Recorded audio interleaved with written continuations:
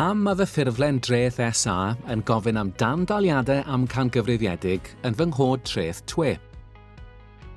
Os ydym yn casglu tandaliad treth amcangyfrifedig ar gyfer 2023 i 2024 drwy'ch cod treth TWE ar gyfer 2024 i 2025, byddwch yn gweld y swm fan hyn, yn treth a dandalwyd sydd wedi chynnwys yn y cod treth TWE. Mae angen i chi wirio bod y swm hwn yn gywir, hyd yn oed os yw'n dangos 0.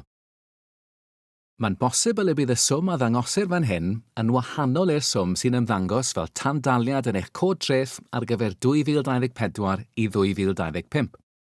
I wirio aw yn gywir, edrychwch ar eich hysbysiad cod TWE ar gyfer y flwyddyn dreth dan sylw.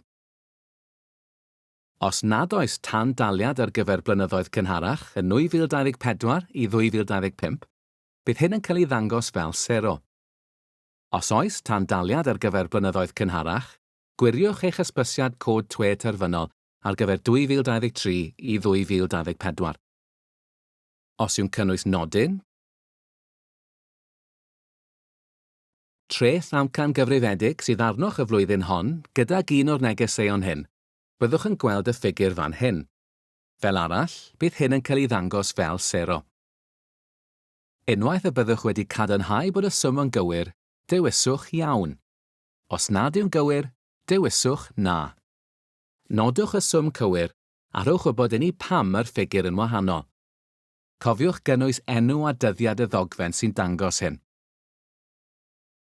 Nid yw'r tandaliad amcangyfrifedig yn cyfri fel treth incwm sy'n ddyledus ar gyfer 2023 i 2024, ond mae angen i chi ei gynnwys yn y ffurflen dreth hon.